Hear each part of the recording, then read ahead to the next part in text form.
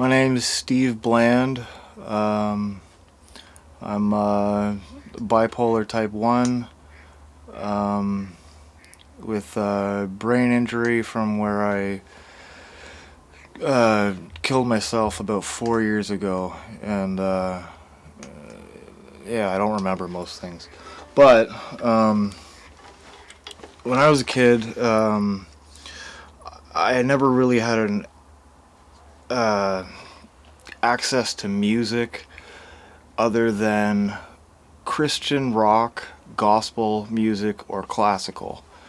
And when I was about 5 years old, I first heard this song where the lyrics actually spoke to me.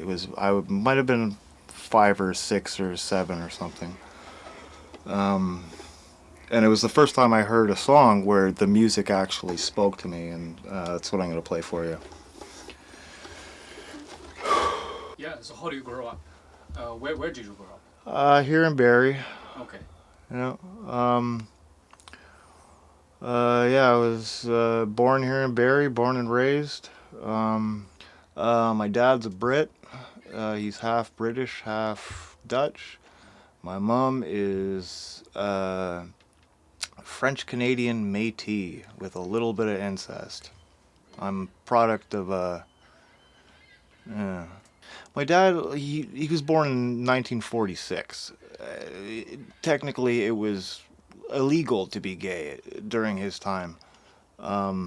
He would have gotten beaten and killed. Um, but so he's kind of brought up with the mentality that you have kids, you have a family, that's what you do. So that's why he went out and searched for my mom in sort of a church setting where the setting was find someone to marry. And yeah, my mom was the first person who picked him, and he just stuck around for as long as he could. And then my mom got sick of him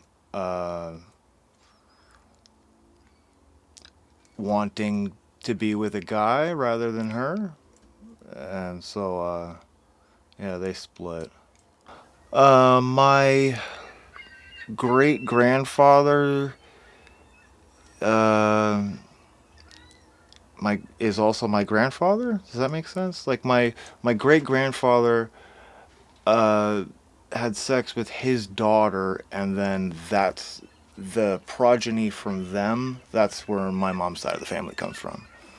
How it all starts out, my first memory was getting picked up by my hair and slammed against one of these with my head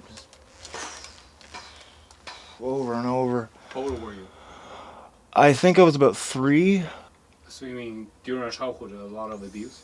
Yeah, yeah. Mostly psychological. I mean, I wish it was physical, just because then it would have a defining moment. But it was mostly psychological. Like my mom is super religious. My dad's gay, and they both uh, looked after severely mentally challenged people, like in our house. Yeah, that's pretty much what fucked me up. My mom still says that I'm a liar, a cheat, and a thief. Yeah, this is what happens after an 8-year-old tries to kill themselves and they're told they can't. I think about suicide every single day. Every single day. I fucking hate being here. So 8 years old, what happened? I lit myself on fire. In the house? Yeah, yeah. I didn't tell anyone that I did it. I didn't until like years and years afterwards. But yeah, I was wearing a Chicago Bulls shirt. It was really long, and I just poured something flammable on it and lit myself on fire. And then, being 8, I was like, "Oh shit, this hurts," and I took the shirt off. Oh, okay. But that was the first time I really, in my mind, knew that I don't want to be here. This is, not happy with being alive. Okay. So your mom was a Christian or Catholic? Evangelical. Oh, Christian. Oh yeah, Baptist. Okay. Oh yeah. I was, because I was bad, I actually had an exorcism performed on me, because I was filled with demons. Like, who tells a child you are full of demons and that's why you're bad? But what happens when the demons don't come out? I guess I'm just bad. Like, really, anything that I did was only truly because I was already being blamed for it. Like, I never started stealing until, I was accused of stealing, and then it's like, well, if I'm gonna be accused of this, I may as well get the profit from it. So I was 15 at the time, yeah. So you left home. Where you went? Right here, city of Barrie, downtown, Busby Center. That's how I know everyone. Like, I'm not. I don't.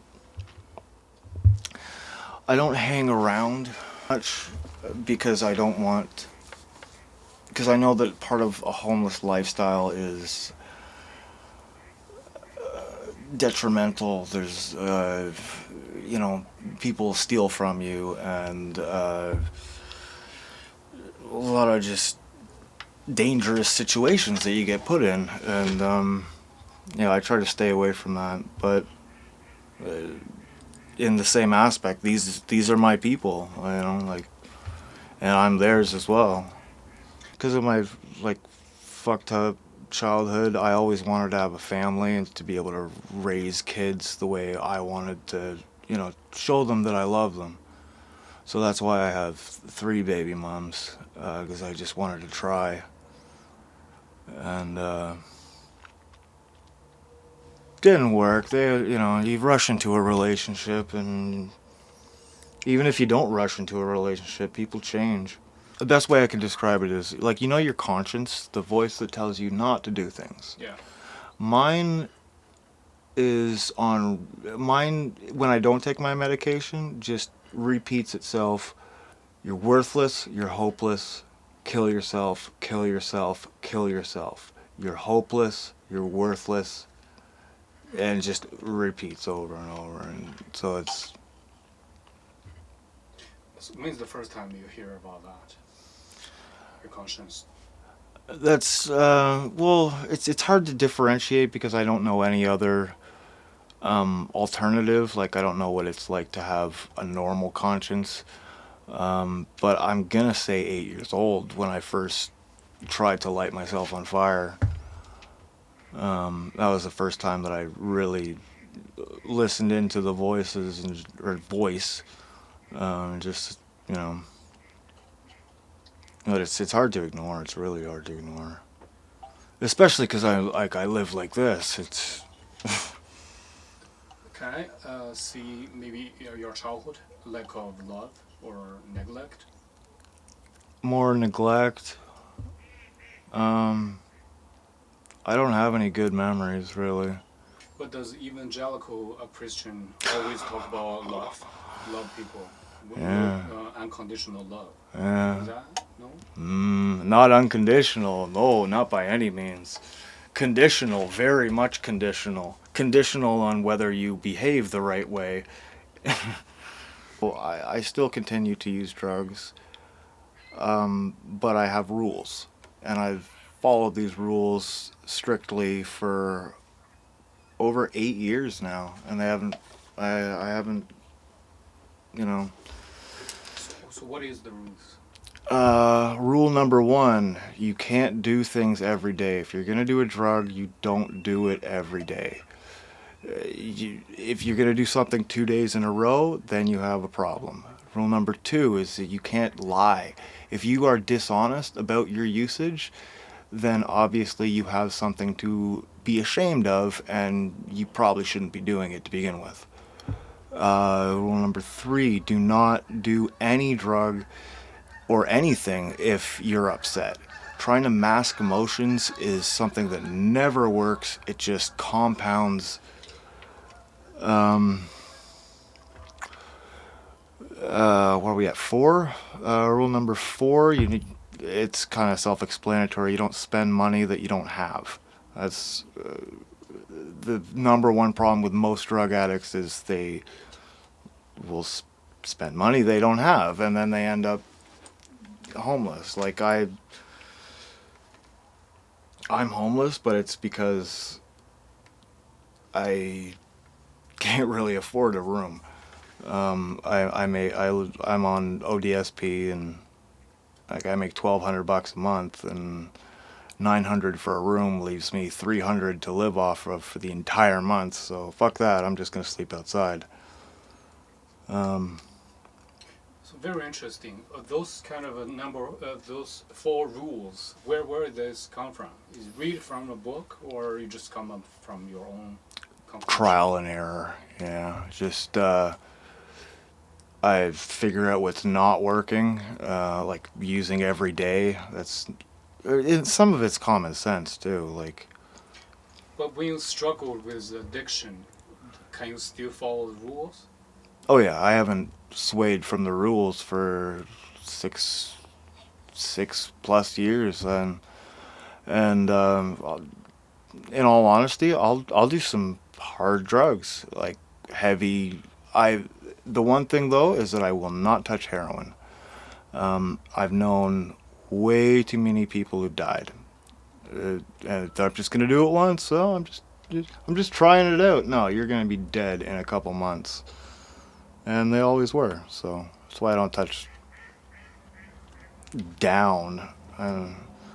But That's very interesting. That's the first time I hear about people who follow really restricted, follow the rules to use drugs. I've tried teaching other people it, and it doesn't work for most people. But like I was addicted. I've seen the bad side of it. I think that's what it is. I've seen the bad side of alcoholism, opiate addiction. I was a crackhead for a bit. Um, I was on sleeping pills, like everything except for heroin because I'm still alive. um, but yeah, it's just if you don't want to ruin your life, it's just follow the rules. The problem is I think where people just give up and they just don't care anymore. I'm almost there, but I don't want my kids to know that I died from my own hand. Uh, Another thing you talk about, you tried to sober, but sober life you don't want it. No, Okay. God no. So, I smoke weed constantly. Ever since I was like 12 years old, every single day, every single hour, I'm smoking a bong.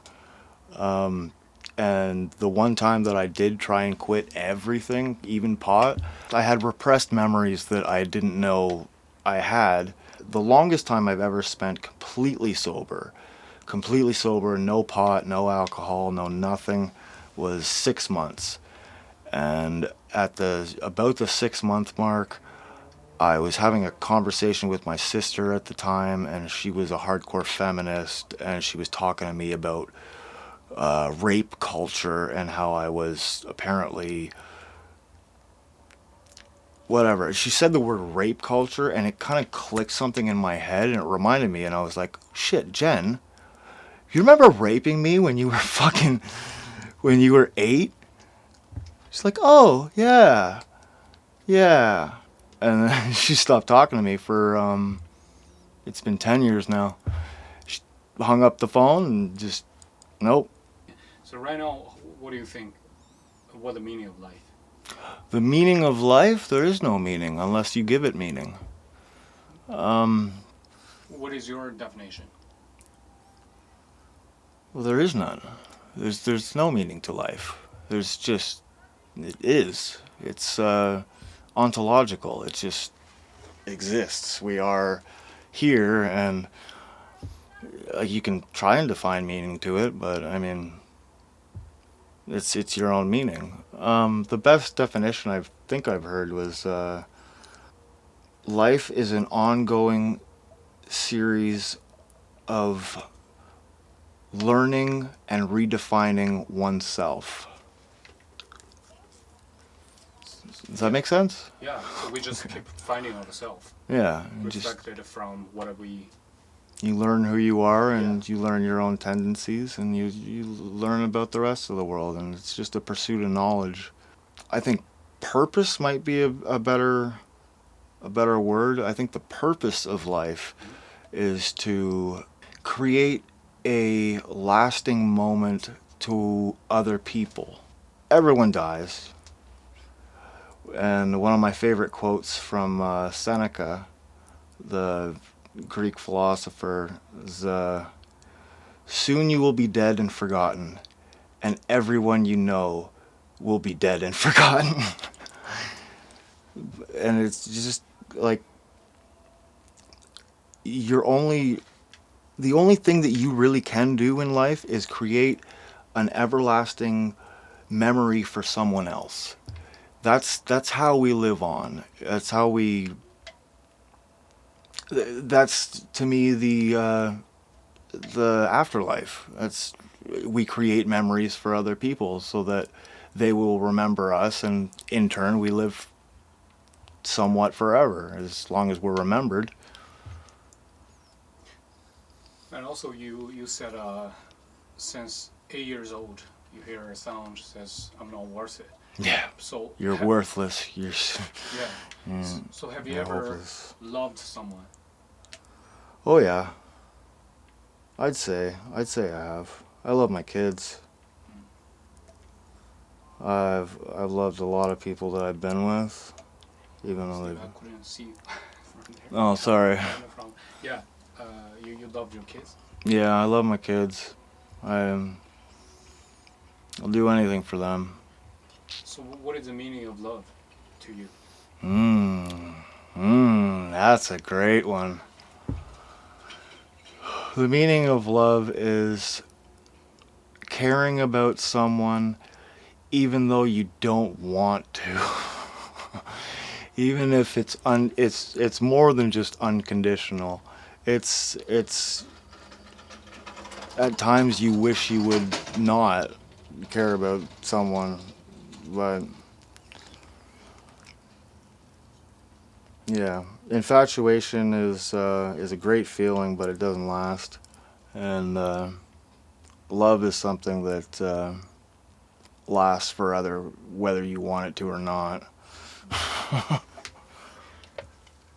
Okay. So tell me about the face tattoo. When Hmm. did you make that? Interesting question. That was 4 years ago. This is the only tattoo that means anything to me at all. It represents the fact that 4 years ago I decided not to live the typical homeless lifestyle. It was months, maybe a couple months after I'd killed myself, and I was just kind of coming out of uh, haze. And I realized that I could continue to do the same homeless lifestyle, sleeping in renting a room, doing drugs occasionally, or I could actually try something different. So I decided I'm gonna build a cabin. Like people used to do it. Why can't I do it? Just by myself. I'm gonna build a So I built a two-story cabin. Uh, Down on the highway out there, it's about 40-minute walk from here. I found a pond, and in the middle of the pond is an island.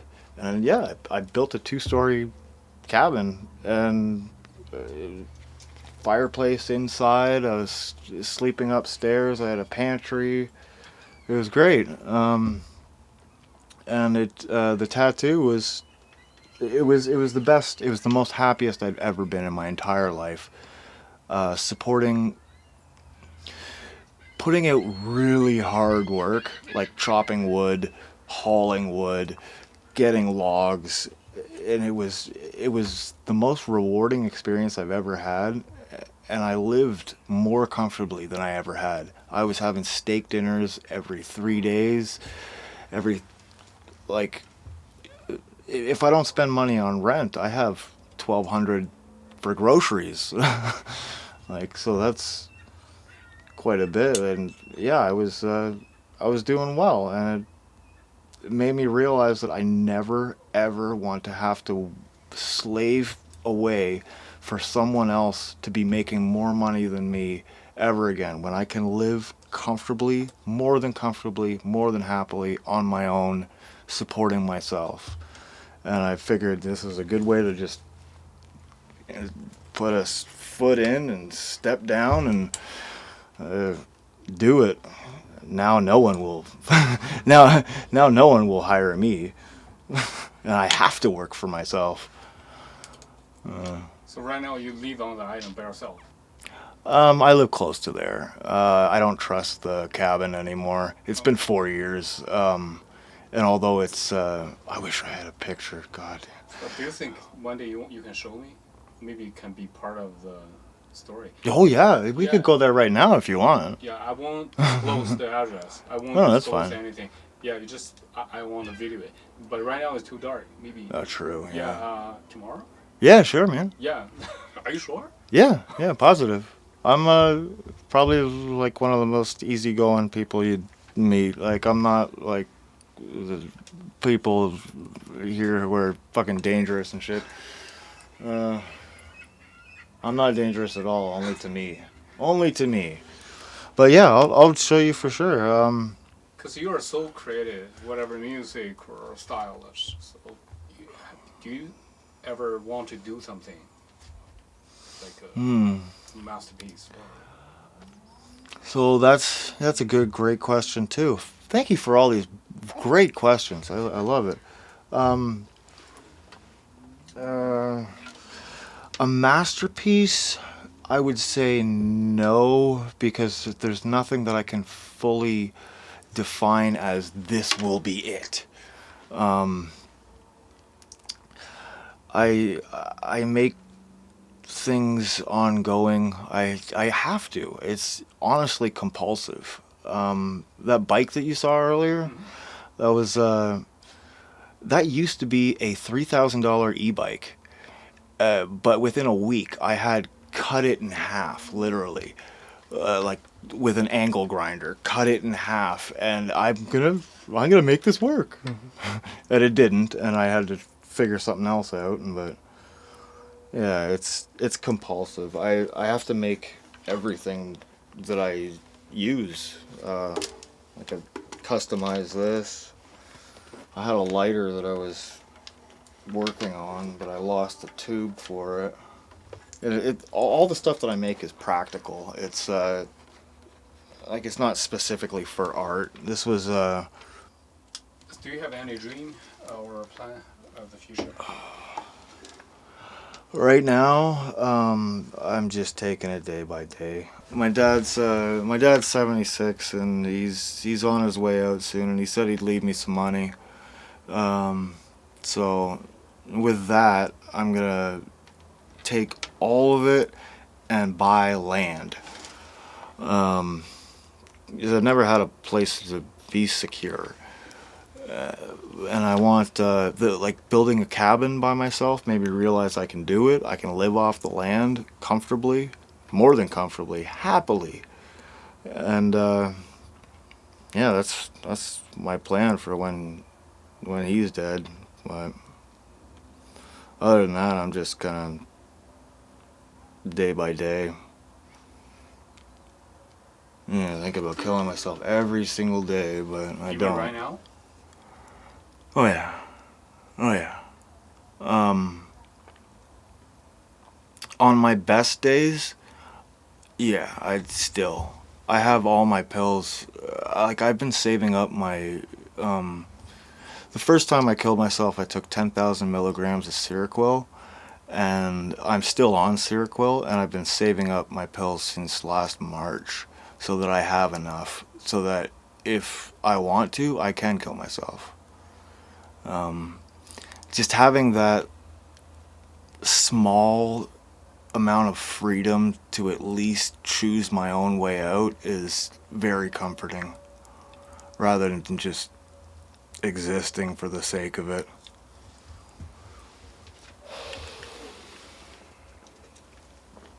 Yeah, on my best days, I still, uh, I didn't exist for billions of years. I never had a bad day. Never once. Now I exist, and I have bad days all the time. Do you feel happy? No, God, no. Never? Even play music? Even ride your little bike to hang out with people?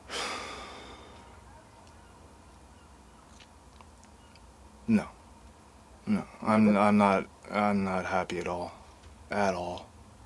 A drug will give you a bit of a happy. No, the drugs don't really make me happy. They just make me not think about what's making me unhappy. The millions of things that make me unhappy.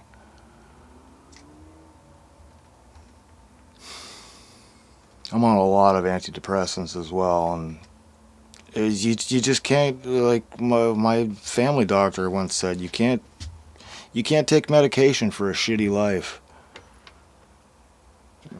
So what is the last time you can remember is happy? You can call it happy.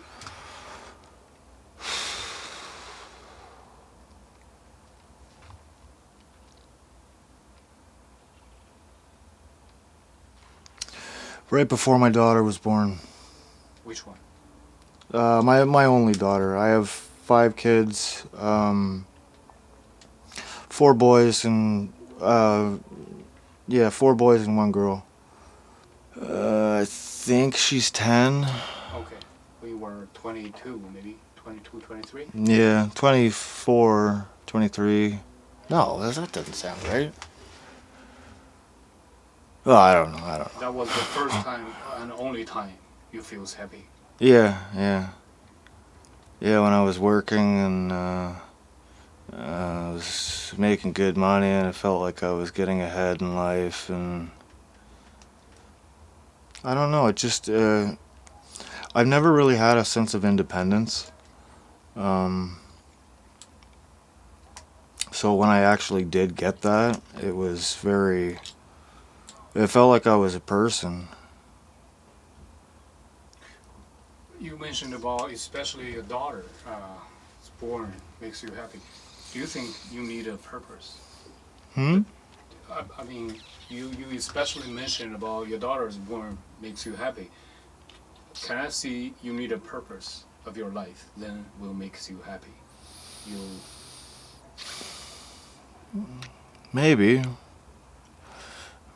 Right now, personally, I need a distraction. yeah. That's all I've been doing, because I can't do anything about the kids I can't see anymore. Um, yeah, because I can't see any of them anymore except for my oldest. Mhm.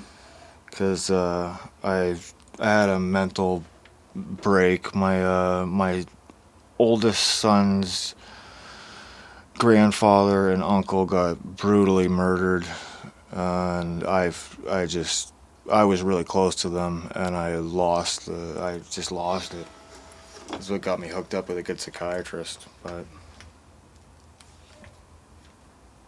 Yeah, but don't listen to your sound.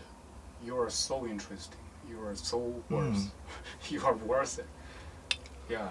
yeah, I'm like art. Yes. I'm You're loved. So, no, I wouldn't go that far, but I'm like art because I'm worthless to most people, but worth a lot to some.